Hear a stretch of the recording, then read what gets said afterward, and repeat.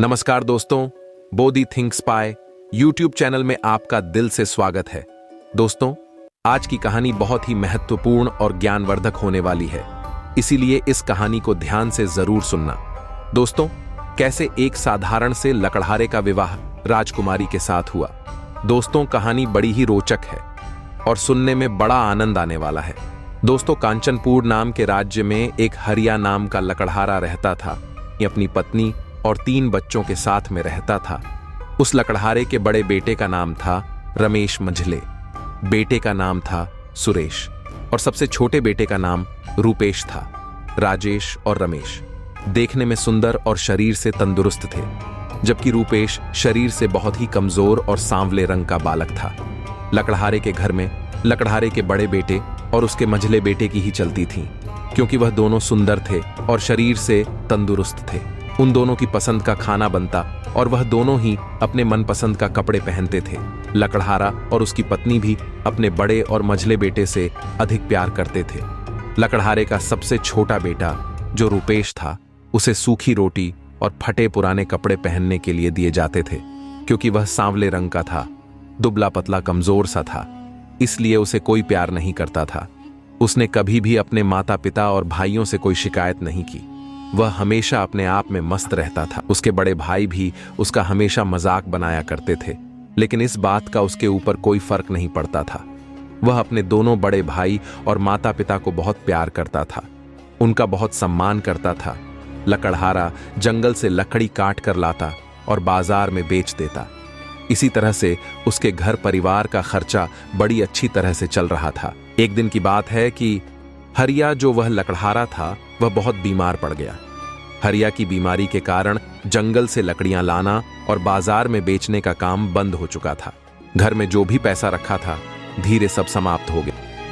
एक दिन लकड़हारे की पत्नी ने अपने सबसे बड़े बेटे राजेश को बुलाया और कहा कि बेटा, तुम्हारे पिता की तबीयत खराब होने के कारण घर का खर्चा भी ठीक से नहीं चल पाता है, इसलिए अब तुम्हें जंगल में जाकर लकड़ियां काट करके बाजार में बेचना होगा, जिससे घर का खर्चा चलता रहे और तुम्हारे पिता का इलाज भी होता रहे।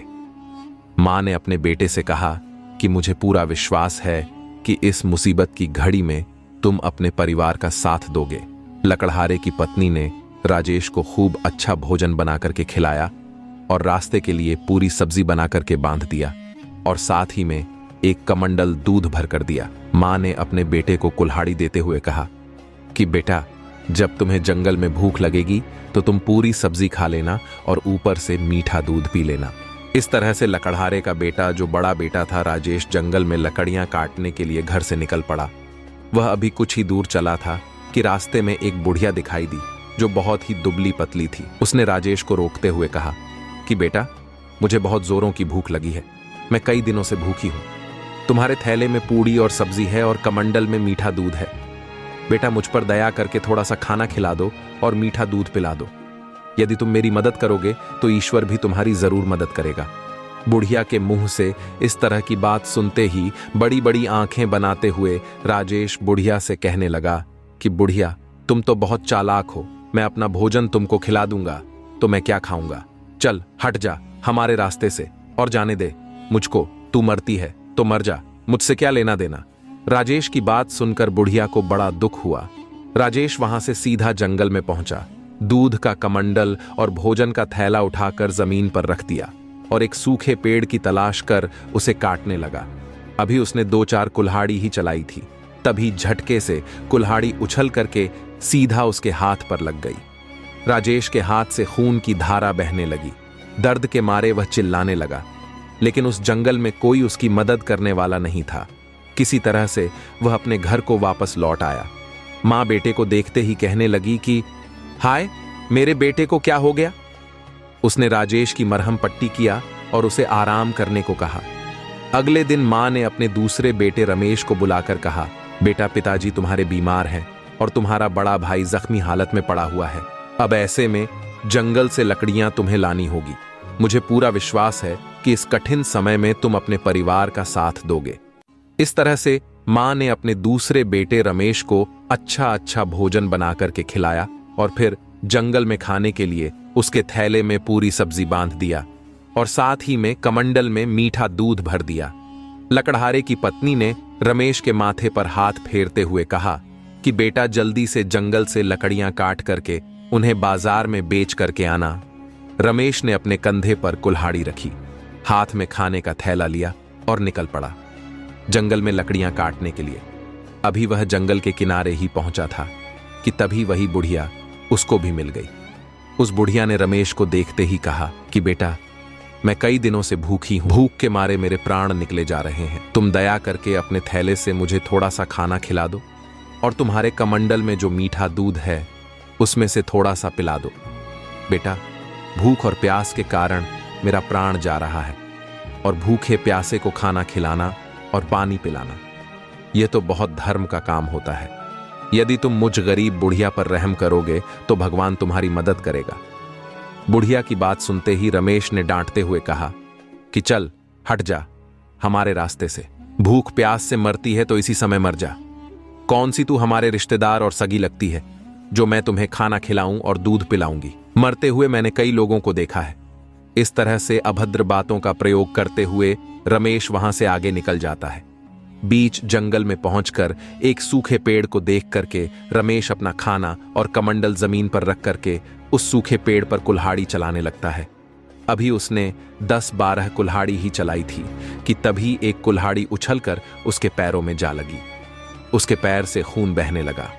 दर्द के मारे वह चिल्लाने लगा, लेकिन उस जंगल में उसकी मदद करने वाला कोई भी आदमी मौजूद नहीं था। रमेश किसी तरह से अपने आप को संभालते हुए घर पहुंचा। लकड़हारा और उसकी पत्नी ने अपने बेटे को देखकर कहा कि हाय, ये क्या हो गया? लकड़हारा कहने लगा कि किस्मत ने कैसा जाल फैलाया है। एक ही समय में मेरे दोनों बेटे और मैं खुद बिस्तर पर पहुंच गया। अब घर का खर्चा कैसे चलेगा?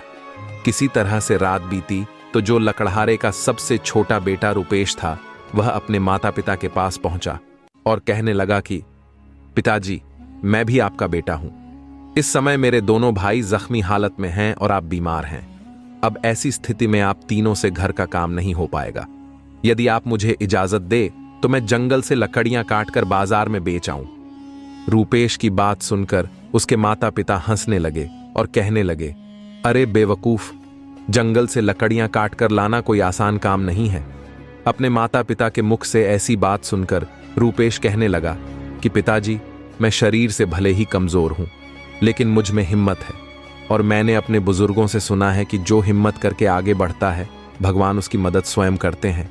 लकड़हारा और उसकी पत्नी कहने लगी कि बेटा, तुम तो बेवकूफ़ी भरी बातें कर रहे हो। तुम्हारे शरीर में तो इतना जोर भी नहीं है कि तुम कुल्हाड़ी ठीक से चला सको और दिमाग में इतनी अक्ल नहीं है कि तुम बाजार में जाकर लकड़ियां बेच सको। लकड़हारा और उसकी पत्नी ने उसे बहुत समझाया, लेकिन वह अपनी जीत पर अड़ा रहा कि मैं जंगल जाकर लकड़ियां लाऊंगा और उन्हें बाजार में बेचूंगा।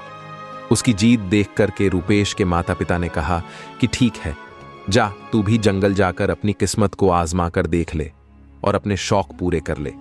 रूपेश जब कुल्हाड़ी लेकर अपनी मां के पास पहुंचा तो उसे देखते ही लकड़हारे की पत्नी कहने लगी, अरे बेवकूफ, क्यों जीत कर रहा है?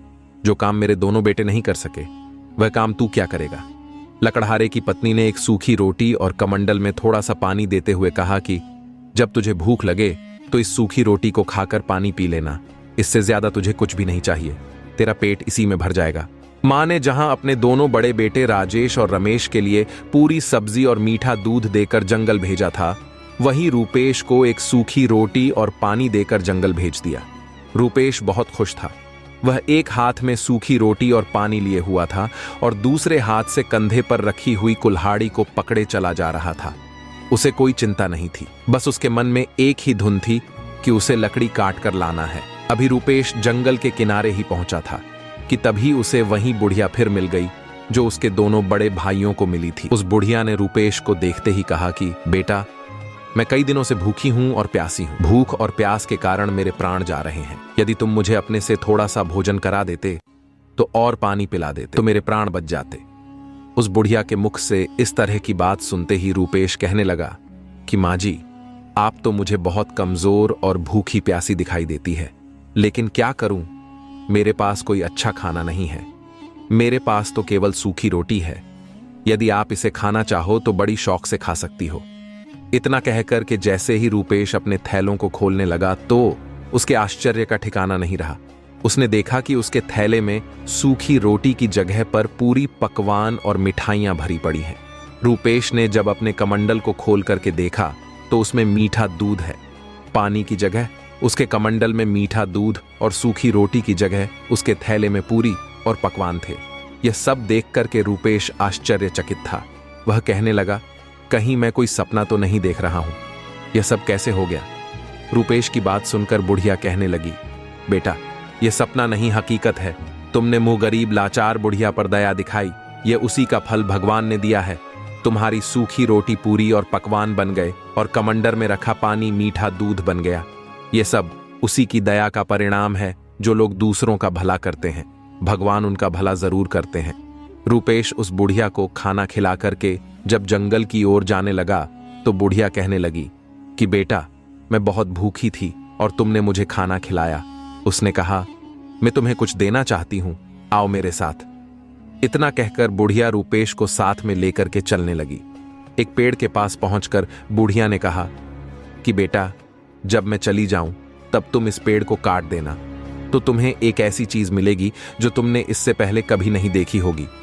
वह चीज तुम्हारे बहुत काम आएगी और हो सकता है कि इस चीज के कारण तुम्हारी किस्मत बदल जाए। इतना कहकर वह बुढ़िया वहां से चली गई। रूपेश बहुत खुश था। जब वह बुढ़िया रूपेश की नजरों से ओझल हो गई तो उसने कुल्हाड़ी को दोनों हाथों से पकड़ा और उस पेड़ पर जोर जोर से वार करने लगा। वह दुबला पतला कमजोर सा सांवला रंग का लड़का, अभी उसकी उम्र ही क्या थी, लेकिन उसने हिम्मत नहीं हारी। वह जोर जोर से पेड़ पर कुल्हाड़ी चलाता रहा। आखिर में वह पेड़ कटकर जमीन पर गिर गया। रूपेश के आश्चर्य का ठिकाना नहीं था। वह देखकर हैरान था। उसने देखा कि इस पेड़ के तने में एक सुंदर सी चिड़िया बैठी है, जिसके पंख सोने के थे, जो पूरी तरह से सोने की थी। रूपेश ने उस चिड़िया को देखकर कहा कि यदि मैं इसे बाजार में बेच दूं तो इससे बहुत सारे पैसे मिलेंगे। इससे तो सच में हमारी किस्मत बदल जाएगी और हम अमीर हो जाएंगे। हमारे माँ बाप को जंगल से लकड़ियां काट करके बेचना नहीं पड़ेगा। और यही विचार करके रूपेश ने उस सोने की चिड़िया को उठा लिया और उसे बेचने के लिए शहर जाने लगा। लेकिन शहर वहां से काफी दूर था। रूपेश के शहर पहुंचते पहुंचते अंधेरा हो चुका था। वहां की सारी दुकानें बंद हो चुकी थीं। ऐसे में उसने अपने सोने की चिड़िया का कोई खरीदार उसे दिखाई नहीं दिया। अब ऐसी स्थिति में वह अपने घर वापस नहीं जा सकता था, क्योंकि रात बहुत हो चुकी थी। ऐसे में उसे रात भर वहीं गुजारना था। रूपेश एक सराय वाले के पास गया और कहने लगा कि भाई साहब, क्या मैं आपके यहां रात्रि के लिए विश्राम कर सकता हूं? आपका जो भी किराया बनेगा वह मैं चुका दूंगा, क्योंकि मुझे सुबह यहां की बाजार देखनी है। रूपेश की बात सुनकर के सराय वाले ने कहा कि यह सराया मैंने इसीलिए बनवा रखी है कि तुम जैसे मुसाफिर आए और यहां पर विश्राम करें। तुम आराम से यहां पर रात गुजार सकते हो। उस सराय वाले ने जब रूपेश के हाथ में एक अद्भुत चिड़िया देखी तो कहने लगा, अरे, ये सोने की चिड़िया तुम्हारे पास कहां से आई? इसके तो सारे पंख सोने के हैं। कितनी सुंदर चिड़िया है। ऐसी अद्भुत चिड़िया मैंने अपने जीवन में कभी नहीं देखी। मैं अपनी बेटियों को बुला करके लाता हूं और इस अद्भुत चिड़िया को दिखाता हूं। मेरी तीनों बेटियां इस सोने की चिड़िया को देख करके बहुत प्रसन्न हो जाएंगी। वह सराय वाला तुरंत ही अपनी तीनों बेटियों को बुला करके लाया और कहने लगा कि देखो, यह सोने की चिड़िया कितनी सुंदर है। बड़ी बेटी ने कहा कि यह चिड़िया कितनी सुंदर है। मझली बेटी ने कहा कि इसके पंख तो सोने के हैं। और सबसे छोटी बेटी ने कहा रूपेश से कि तुम बड़े किस्मत वाले हो, जो ऐसी अद्भुत चिड़िया तुम्हारे पास है जो पूरी तरह से सोने की है। रूपेश जिसके घर में ठहरा हुआ था, उसकी तीनों बेटियां उस सोने की चिड़िया को देख करके बहुत खुश थीं। रूपेश ने सराय वाले के कहने पर उस सोने की चिड़िया को दूसरे कमरे में रखा और खुद दूसरे कमरे में जाकर के लेट गया। रूपेश काफी थक चुका था, इसलिए उसे लेटते ही नींद आ गई और वह गहरी नींद में सो गया। उधर वह सराय वाले की जो सबसे बड़ी बेटी थी, उसके मन में उस सोने की चिड़िया को देख करके लालच पैदा हो गया।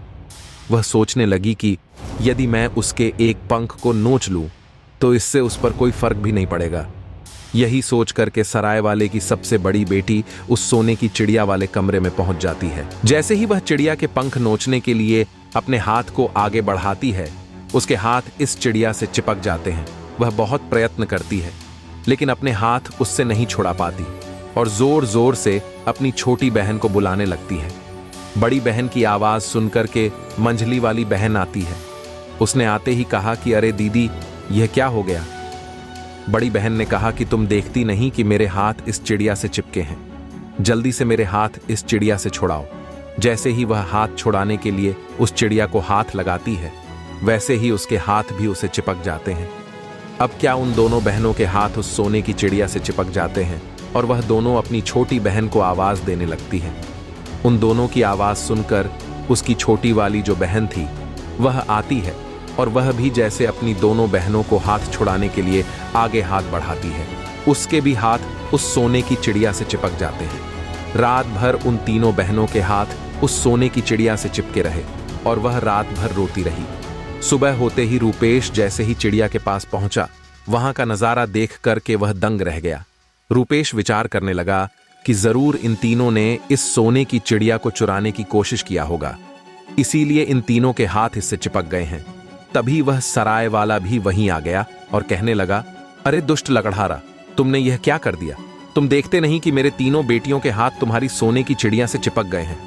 रूपेश कहने लगा कि इसमें मैंने कुछ नहीं किया है, जो भी किया है वह तुम्हारी तीनों बेटियों ने मिलकर किया है। जरूर इन्होंने इस सोने की चिड़िया को चुराने का प्रयास किया होगा, इसीलिए इनको इनकी करनी का फल मिला है। इसमें मेरी कोई गलती नहीं है, मुझे तो अपनी चिड़िया लेकर के जाना है। और इतना कहकर के रूपेश अपनी चिड़िया को लेकर के वहां से चल पड़ा, उसकी सोने की चिड़िया के साथ वह सराय वाले की 3 बेटियां भी, क्योंकि उन तीनों के हाथ उस सोने की चिड़िया से चिपके हुए थे। ऐसे में वह सराय वाला भी कुछ नहीं कर पा रहा था। उनकी तीनों बेटियां अपने बाप की ओर देखे जा रही थीं और रोए जा रही थीं, लेकिन वह बेबस था, कुछ भी नहीं कर पा रहा था। जब रूपेश वहां से कुछ दूर शहर के बाहर निकला, तभी एक बूढ़े आदमी की नजर उन पर पड़ गई। वह बूढ़ा आदमी सराय वाले की तीनों बेटियों को देखकर पहचान गया। वह सोचने लगा कि यह लड़का आखिर इन तीनों को लेकर कहां जा रहा है। तभी उस बूढ़े आदमी ने आवाज लगाई, अरे बेटे, तुम इन तीनों लड़कियों को लिए कहां जा रहे हो? रुक जाओ। जब रूपेश ने उसकी किसी बात पर ध्यान नहीं दिया और वह चलता रहा, तभी दौड़ करके वह बूढ़ा उन लड़कियों को छुड़ाने के लिए जैसे ही उस लड़की को अपना हाथ लगाता है, वह भी उनके साथ चिपक जाता है। वह कहने लगा, यह क्या हो गया? मेरा हाथ कैसे चिपक गया? छुड़ाओ छुड़ाओ, मुझे छुड़ाओ। इस तरह से वह जोर जोर से आवाज लगाकर चिल्लाने लगा। तभी वहां से एक राहगीर गुजर रहा था। उस राहगीर ने देखा कि एक लड़का अपने बगल में एक चिड़िया को दबाए जा रहा है और उस चिड़िया के पीछे पीछे 3 लड़कियां जो रोए जा रही हैं, और उन लड़कियों के पीछे एक बूढ़ा आदमी जो बचाओ बचाओ की आवाज लगा रहा है। उस राहगीर की कुछ समझ में नहीं आ रहा था और वह दौड़ करके उस बूढ़े आदमी को बचाने के लिए जैसे ही उसको हाथ लगाया, वह भी उनके साथ चिपक गया। डर के मारे वह राहगीर ही चिल्लाने लगा, बचाओ बचाओ, मेरे हाथ चिपक गए हैं। वहीं पर रास्ते में 2 किसान अपने खेतों में काम कर रहे थे। उस राहगीर की आवाज सुनकर वह भी उसे बचाने के लिए दौड़ पड़े, और जैसे ही उन दोनों किसानों ने राहगीर को पकड़कर पीछे खींचना चाहा, वैसे उन दोनों के हाथ भी उस राहगीर से चिपक गए। वह दोनों किसान बहुत प्रयास किया अपना हाथ छुड़ाने के लिए, लेकिन वह अपना हाथ नहीं छुड़ा पाए। फिर मजबूर होकर के पीछे पीछे चलने लगे। अब आगे दिनेश चिड़िया को बगल में दबाए जा रहा था, उसके पीछे सराय वाले की 3 बेटियां चली जा रही थीं। उनके पीछे एक बूढ़ा आदमी, फिर उनके पीछे राहगीर, और उसके बाद में 2 किसान, कुल मिलाकर के 7 आदमी उस लकड़हारे के बेटे के पीछे पीछे चले जा रहे थे, क्योंकि उस चिड़िया ने उन सबको जकड़ रखा था और वह सभी बेबस होकर के पीछे पीछे चले जा रहे थे। शाम होते होते वह एक शहर में पहुंच गया। जैसे ही वे लोग शहर में पहुंचे तो उन्हें देखने के लिए भीड़ लग गई। लोग अपनी छतों से और सामने से चारों तरफ से उन्हें देखे जा रहे थे। ऐसा नजारा किसी ने पहले नहीं देखा था। शहर में दाखिल होने से पहले सराय वाले की बड़ी बेटी ने रूपेश से कहा कि तुम ऐसे कब तक चलते रहोगे? हम लोग थक चुके हैं और रात भी होने वाली है, अब आगे जाने के बजाय यहीं पर रुक जाओ। तब रूपेश उन सभी को लेकर एक जगह पर पहुंचा और कहने लगा कि हम मुसाफिर हैं क्या? हम सभी आज रात्रि के लिए यहां पर रुक सकते हैं। उस बिल्डिंग का जो मालिक था वह कहने लगा कि यह जगह हमने इसीलिए बनवाई है कि तुम जैसे मुसाफिर यहां पर आकर रुक सके। तुम्हें यहां भोजन और बिस्तर सब कुछ मिलेगा। तुम आराम से यही रात गुजार सकते हो। रूपेश उन सभी लोगों को लेकर उस बिल्डिंग के अंदर चला गया और वह सभी आगे पीछे करके वहीं पर बैठ गए।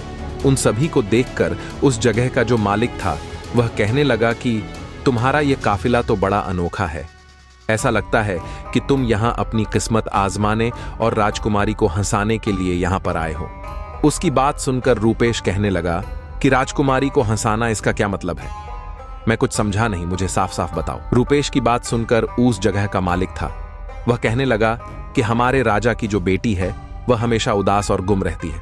उसके चेहरे पर आज तक किसी ने मुस्कान नहीं देखी है।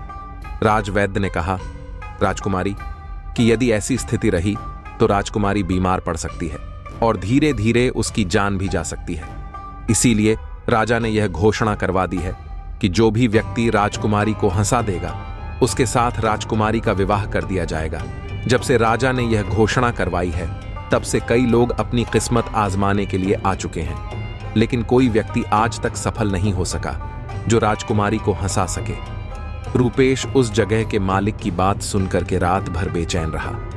वह सोचता रहा कि मेरे साथ तो अनोखा काफिला है, हो सकता है इसे देखकर राजकुमारी हंस पड़े और मेरा राजकुमारी के साथ विवाह हो जाए और मेरी किस्मत ही बदल जाए। यही विचार करके वे रात भर करवट बदलता रहा और सुबह होते ही उसने अपनी सोने की चिड़िया को बगल में दबाया और उस काफिले को साथ में लेकर के राजमहल की ओर चल पड़ा। अब सातों आदमी सोने की चिड़िया से चिपके रूपेश के पीछे पीछे चले जा रहे थे। जैसे ही रूपेश राजमहल के मुख्य दरवाजे पर पहुंचा तब पहरेदार ने देखते ही कहा कि वाह भाई, तुम्हारा यह काफिला तो बहुत ही अद्भुत है। इसे देखकर लोग लोटपोट हो जाएंगे और मैं जान गया हूं कि तुम यहां पर क्यों आए हो। तुम्हारे काफिले को देखते ही लोग हंस हंस कर लौटने लगेंगे। मैं अभी तुम्हें राजा के पास ले चलता हूं। पहरेदार ने पहुंचकर राजा को सारी बात बताई। राजा ने तुरंत ही रूपेश को दरबार में पेश करने का हुक्म दे दिया। अब क्या था, रूपेश और उसका काफिला राजा के दरबार में हाजिर हो चुका था।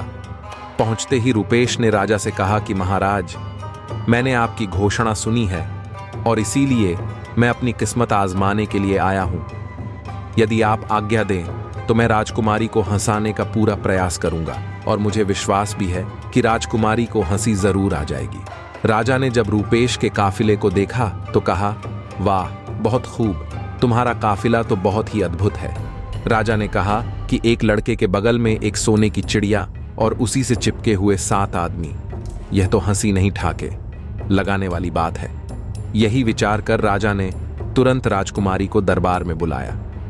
राजकुमारी जब दरबार में पहुंची तो बहुत ही उदास गुमसुम थी, लेकिन जैसे ही उसकी नजर रूपेश पर पड़ी और उसके बगल में एक सोने की चिड़िया और उसी से चिपके हुए 7 आदमी, यह दृश्य देख करके राजकुमारी ने हंसी नहीं रोक पाई और हंसते हंसते लौटपोट हो गई। ठहाके लगाकर जोर जोर से हंसने लगी। राजकुमारी इससे पहले कभी नहीं हंसी थी इतना जोर से, इसलिए राजकुमारी को देख करके सारा दरबार हंसने लगा।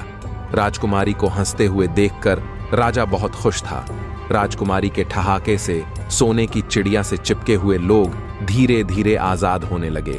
तभी रूपेश ने उस सोने की चिड़िया को सराय वाले की सबसे बड़ी बेटी को दिया और कहा कि अब यह सोने की चिड़िया तुम्हारी है, तुम इसे अपने घर ले जा सकती हो। बूढ़ा आदमी, राहगीर और दोनों किसान सब अपने अपने घर चले गए, लेकिन रूपेश अभी भी राजा के दरबार में खड़ा हुआ था और सोच रहा था कि राजा अपनी घोषणा के अनुसार राजकुमारी का विवाह उसके साथ कर दे। लेकिन दोस्तों, राजा की नीयत बदल चुकी थी। राजा सोच रहा था कि इसने राजकुमारी को हंसाया तो ठीक है, लेकिन एक मामूली लड़के से साथ राजकुमारी का विवाह कैसे कर दूं? राजा किसी भी हालात में उस मामूली लड़के को अपना दामाद नहीं बनाना चाहता था। अब राजा ने एक उपाय सोचा जिससे राजकुमारी का विवाह रूपेश से ना हो सके, और उधर रूपेश राजकुमारी के साथ विवाह करने के लिए बिल्कुल उतावला हो रहा था। रूपेश ज्यादा देर तक इंतजार नहीं कर सका। उसके सब्र का बांध टूट चुका था।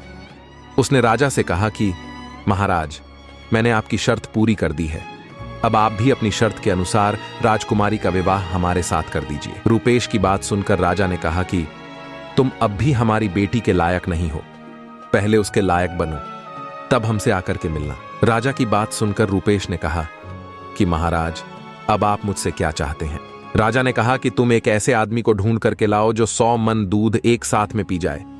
राजा की बात सुनकर रूपेश बहुत परेशान था। वह सोच रहा था कि अब ऐसा आदमी मैं कहां से ढूंढ कर लाऊं। यही विचार करते करते वह उसी जंगल में जाकर पहुंच गया जहां पहले उसे वह बुढ़िया मिली थी जिसे उसने खाना खिलाया था।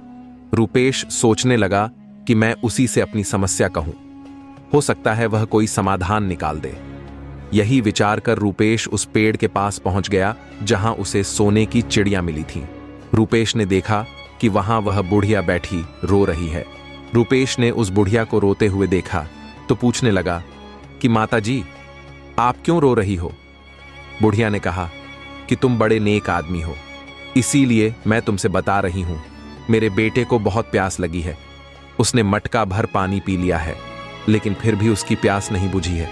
यदि कहीं उसे 100 मन दूध मिल जाता तो उसे पीकर अपनी प्यास बुझा लेता, लेकिन इतना दूध कहां मिलेगा और कहां से आएगा? कौन उसे 100 मन दूध पिलाए? इतना सुनकर 100 मन दूध बहुत प्रसन्न हो गया। रूपेश बुढ़िया के बेटे के पास पहुंचकर कहने लगा, भाई तुम मेरे साथ चलो, मैं तुम्हें दूध पिलवाऊंगा। तुम जितना दूध पी सकते हो उतना पी लेना। इतना कहकर रूपेश उस बढ़िया के बेटे को अपने साथ लेकर के राजा के दरबार में पहुंच गया और कहने लगा कि महाराज, आप इसे जितना दूध पिलाना चाहते हो पिला दो, यह आपका 100 मन दूध पी जाएगा। राजा ने उस नाटे कद काठी आदमी को देखकर कहा कि यह आदमी देखने में तो बहुत छोटा है, यह कैसे इतना सारा दूध पी लेगा? रूपेश ने कहा कि महाराज, आप इसकी चिंता बिल्कुल मत करिए, आप दूध का इंतजाम करवाइए। राजा की आज्ञा से दूध मंगवाया गया और उस छोटे कद के आदमी ने दूध पीना शुरू किया और कुछ ही देर में दूध की सारी बाल्टियां खाली हो चुकी थीं। दरबार के सभी लोग आश्चर्यचकित थे कि इतना छोटा आदमी इतना सारा दूध कैसे पी गया। रूपेश ने बुढ़िया के बेटे को धन्यवाद दिया और उसे विदा कर दिया। फिर रूपेश राजा के पास पहुंचकर कहने लगा, महाराज, मैंने आपकी शर्त पूरी कर दी। अब आप भी अपने वचन के अनुसार राजकुमारी का विवाह मुझसे कर दीजिए। रूपेश की बात सुनकर राजा कहने लगा कि यह तो बड़ा आसान काम था, तुम कोई कठिन काम करके दिखाओ, इसके बाद मैं राजकुमारी का विवाह तुम्हारे साथ कर दूंगा। इतना कहकर राजा मन में विचार करने लगा कि अब कौन सा कठिन काम बताऊं जो यह कभी ना कर सके।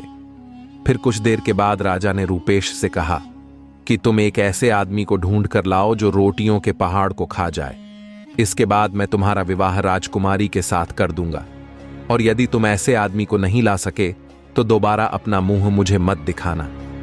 इतना कहकर के राजा दरबार से उठकर चला गया। वह सोच रहा था कि यह कोई आसान काम नहीं है, यह काम यह कभी नहीं कर पाएगा। रूपेश बहुत परेशान था। वह सोच रहा था कि राजा ने तो आज नई समस्या खड़ी कर दी। रूपेश ने सोचा कि मुझे वहीं पर जाना चाहिए जहां पर मुझे वह सोने की चिड़िया मिली थी। यही विचार कर रूपेश फिर उसी जगह पर पहुंच गया। रूपेश ने देखा कि वहां पर एक आदमी बैठा हुआ रो रहा था। जब रूपेश ने उससे रोने का कारण पूछा तो उसने कहा कि मैं इस जंगल के सारे फल तोड़ करके खा चुका हूं, लेकिन मेरी भूख शांत नहीं हो रही है। यदि कहीं 400-500 मन खाना मिल जाता तो मेरा पेट भर जाता, लेकिन इतना खाना कहां मिलेगा और कौन ला करके मुझको देगा? रूपेश उसकी बात सुनकर बहुत खुश हुआ और कहने लगा कि तुम मेरे साथ चलो, मैं तुम्हें भोजन करवाता हूं। रूपेश उस भूखे आदमी को लेकर के राजा के दरबार में पहुंच गया और कहा कि महाराज, आप रोटियां बनवाएं। यह आदमी बहुत भूखा है, ये रोटियों के पहाड़ को भी खा सकता है। राजा ने राज दरबार के सारे आटे की रोटियां बनवाई, रोटियों का पहाड़ लगा दिया। वह भूखा आदमी इतनी सारी रोटी देख करके खुशी से नाचने लगा। फिर उसने रोटियां खाना शुरू किया और धीरे धीरे एक एक करके उसने सारी रोटियां समाप्त कर दी। दरबार में बैठे हुए सारे लोग आश्चर्यचकित थे। राजा और राजा के दरबार के सभी लोग, राजकुमारी भी हैरान थी। कितना छोटा आदमी इतनी सारी रोटियां कैसे खा सकता है? उस भूखे आदमी ने कहा कि यदि रोटियां और हो तो लेकर के आओ, अभी थोड़ी सी भूख मुझे और बाकी है। रूपेश उसके पास पहुंचा और धन्यवाद देते हुए कहा कि आज मैं तुम्हारी वजह से राजा की शर्त को पूरी कर पाया हूं। इसके बाद रूपेश राजा के पास पहुंचा और कहा कि महाराज, मैंने आपकी यह तीसरी शर्त भी पूरी कर दी है। अब आप अपने वादे के मुताबिक राजकुमारी का विवाह मेरे साथ कर दीजिए। रूपेश की बात सुनकर राजा ने कहा लगता है बहुत जल्दी में हो। अभी तुम्हें एक काम और करना है। तुम मुझे ऐसा जहाज ला करके दो जो हवा, पानी और जमीन तीनों पर चलता हो। यदि तुम ऐसा जहाज ला करके मुझको दोगे तो मैं समझ जाऊंगा कि तुम राजकुमारी के लायक हो। जब तक तुम्हें ऐसा जहाज ना मिले तब तक दोबारा लौटकर हमारे पास मत आना। राजा की बात सुनकर रूपेश वहां से चला गया। राजकुमारी यह सब बातें सुन रही थी। रूपेश के चले जाने पर कुमारी ने राजा से कहा कि पिताजी, यदि किसी के साथ वादा करो तो उसे निभाना चाहिए। आपने उस आदमी के साथ बहुत गलत किया है। राजकुमारी की बात सुनकर राजा कहने लगा कि तुम इस मामले में बिल्कुल चुप रहो। मैं तुम्हारा विवाह उसके साथ करूंगा जो तुम्हारे लायक होगा। मैं इस साधारण आदमी को अपना दामाद नहीं बना सकता। राजकुमारी अपने पिता की बात सुनकर अपने कक्ष में वापस चली गई। उधर रूपेश बहुत परेशान था। उसे समझ में नहीं आ रहा था कि अब वह क्या करे। राजा की अजीब शर्त वह कैसे पूरी करे। यही सोचते सोचते रूपेश उसी जंगल में जाकर पहुंच गया जहां कभी उसने बुढ़िया को खाना खिलाया था। रूपेश को उदास देखकर वह बुढ़िया पूछने लगी, बेटा क्या बात है, आज तुम बहुत उदास दिखाई दे रहे हो। रूपेश ने सारी बात उस बुढ़िया को बता दी कि उसके साथ क्या क्या हुआ। सोने की चिड़िया का मिलना, राजकुमारी का हंसना। आज सारी बात रूपेश ने कहा कि माताजी, अब राजा ने कहा है कि मैं एक ऐसा जहाज लेकर के आऊं जो पानी, जमीन और आसमान तीनों पर चलता हो। अब ऐसा जहाज मैं कहां से लेकर के आऊं? रूपेश की बात सुनकर बुढ़िया कहने लगी, बेटा मुझे तुम्हारी नेकी याद है जो तुमने मेरे साथ किया था। असल में रोटियों का खाना, दूध का पीना, यह सब कुछ मैंने किया था। अब मैं तुम्हें एक ऐसा जहाज बना करके दूंगी जो हवा, पानी और जमीन तीनों पर चलता है। इतना कहकर के वे बुढ़िया जहाज बनाने में जुट गई। कुछ दिनों के बाद जहाज बनकर तैयार हो गया। रूपेश ने जब वह जहाज देखा तो बहुत प्रसन्न था। रूपेश ने उस जहाज पर उस बुढ़िया को भी बैठाया और राजमहल की ओर चल दिया। राजमहल पहुंचकर जब रूपेश उस जहाज से नीचे उतरा तो राजा के आश्चर्य का ठिकाना नहीं था। वह सोच रहा था कि कैसे नामुमकिन काम को यह मुमकिन कर रहा है। अब यह मेरी बेटी के योग्य है। अब इससे योग्य और कोई दूसरा नहीं हो सकता। और इस तरह से विचार कर राजा ने राजकुमारी का विवाह रूपेश के साथ कर दिया। और कुछ दिनों के बाद रूपेश उस राज्य का राजा बन गया और उसकी किस्मत बदल चुकी थी। और जब उसके माता पिता ने यह बात पता चली कि उसका जो सबसे बेवकूफ लड़का था, जिसे वह नाकारा समझ रहे थे, वह तो बड़ा बुद्धिमान निकला। दोस्तों, यह सब जो था वह रूपेश की किस्मत बदल चुकी थी। यह उसकी नेकी का फल था, क्योंकि उसके दिल में दया थी। उसने भूखे को भोजन करवाया था और प्यासे को पानी पिलाया था। उसने नेक काम किया था, इसलिए भगवान ने उसकी मदद की। उसे एक साधारण लकड़हारा से राजा बना दिया। दोस्तों, आपने आज के इस वीडियो से क्या सीखा वह मुझे आप कमेंट में बता सकते हैं। इसी के साथ में उम्मीद है कि आपको आज की वीडियो पसंद आई होगी। तो इस वीडियो को उस इंसान को शेयर करें जिससे यह कहानी सुनने की जरूरत है, और उसी के ठीक बाद चैनल को सब्सक्राइब करें। तो चलिए फिर मिलते हैं ऐसी एक और नई वीडियो में एक नए मैसेज के साथ। तब तक के लिए अपना ख्याल रखें। धन्यवाद और नमो बुद्धाय।